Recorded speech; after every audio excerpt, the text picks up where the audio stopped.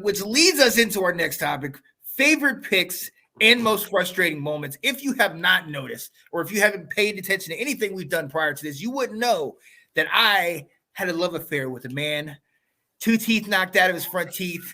He's from North Dakota. Red flowing hair. I was like, yes, this is Carson Wentz 2.0, except on the line. And he had position flex. We love that. This guy is balled out in the pro day, balled out in the East West, or I think it was the Shrine Bowl. Like, did everything we asked of him, and I was ready to come on home. But we got Quan Martin, who I like.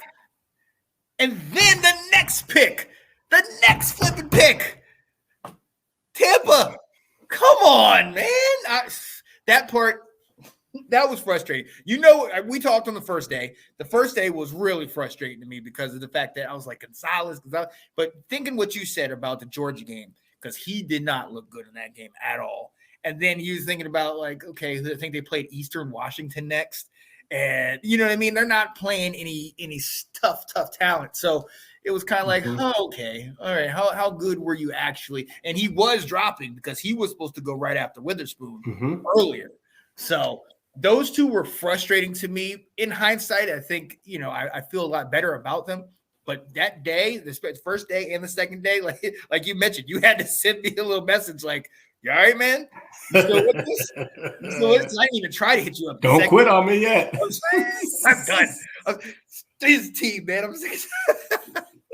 So we'll start with, or you can start with your favorite picks or most frustrating moments. Where do you want to start, man? My favorite pick was Stromberg.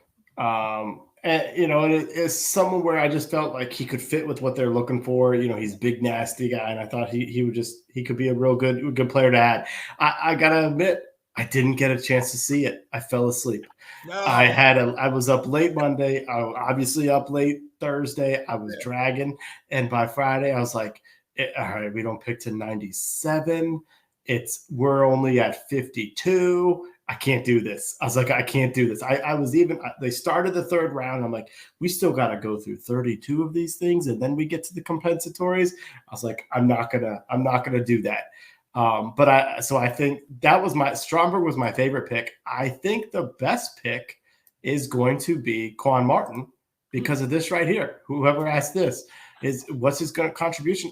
I think he's going to start from the beginning. I mean, I think, and the fact that you got a second round pick starting, that's a pretty good deal right there. So I think Quan Martin might make the biggest instant impact on the team. So I think that might be the best pick. Oh, I like that. Yeah. My best pick is your guy, your favorite, Ricky Stromberg. His flex, the fact that we nailed down center. I thought we got him. at the right time. And I loved it. I loved that pick. Razorback, Hog, you know what I'm saying? All those things fit. And they did it, and it was as if Washington was saying, Sean, we know we didn't get the guy you wanted, but we got a guy that I think you'll be happy with. Right. You know what I mean? And I was like, I was good with that. So that was my favorite, the best pick, in my opinion. Yeah. My favorite pick was KJ Henry. And yes, there's a little bias because his dad had the jersey and everything.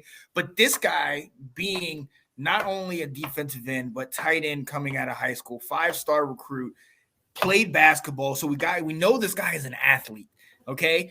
And Clemson is no slouch on defense. To him be able to start there and play for how he's been able to play there. Yes, it might not translate for us, but I really feel like if this is a situation where we got a new owner and maybe potentially a new coach in the next couple of years, if we can get this guy around the right eyes and just put him in the right situation, maybe he could surprise us. Maybe that's what I'm looking for. And I'm excited because when I looked at all these guys and you start looking, the first couple guys are good and everything, but, even Ab was saying, maybe we reached on something with him. I really felt like that was a good, solid move because I feel like he's going to show out later on, maybe later in the season or maybe into his second season if he sticks around. And that's something that I think, we needed. And we can get – he's at edge. We can also go linebacker. Go ahead. And they traded up for him. They gave up one of their 6th-round picks. So they clearly were in a position where like, okay, this is the guy we want to go get. And so they actually did get aggressive late in the draft. Yeah. And yeah, I'm not surprised. I'm sure this is Ab right here. C- with with the reaching. Yeah, I mean they did. They stuck to their board.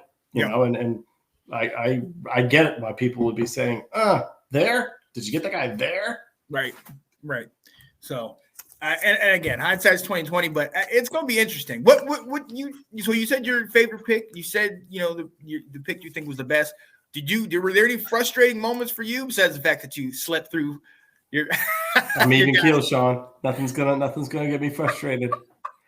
Only because, I mean, like the most surprising moment to me was the fact that we didn't pick Mock or Osiris Torrance with the second pick, and the fact that and so that when you didn't get those guys, while I love the Stromberg pick, at that point you're not drafting your starting left guard. Right. And even if they decide that Braden Daniels needs to be kicked inside, I don't necessarily think he's coming in to be our starting left guard. Right. And so at that point I was like, whoa, what are we going to do about this huge hole that we have? So that may be the frustrating. It's like, okay, so we're not going to address this tonight. All right. We're not going to do it this weekend. All right. Well, let's hope you got a plan. But other than that, I'm just kind of like, oh, wow. Okay. All right. Well, that's what they got. Right. And it was underwhelming at times. That's one of the things where you're like, I feel like we could have done better. Yeah. I mean? I'm just going to go back to how we felt this way about Jahan Dotson. Many people, we felt this way about Brian Robinson. Very true. Really, a running back in the third round. Then people saw him run in preseason and go, we got ourselves a running back. Right. Because we did. And it's funny because I did go back and look at some of those clips that we did from last year and how we got on Jahan Dotson. You know what I mean? How we got on Brian Robinson. It was just like, woo, hindsight, man. It's 2020, but we let loose on those guys. And we didn't think that was we thought it was too early, a true reach to get Brian Robinson last year. Yeah. And you know what I mean? So yeah, this all things considered, I think, exception to Andre Jones, which I still don't know who that guy is. Yeah. But yeah, everything else I thought hit. I thought we did what we needed to do, and going along our board, I was with that. I liked it. Mm-hmm. I absolutely liked it.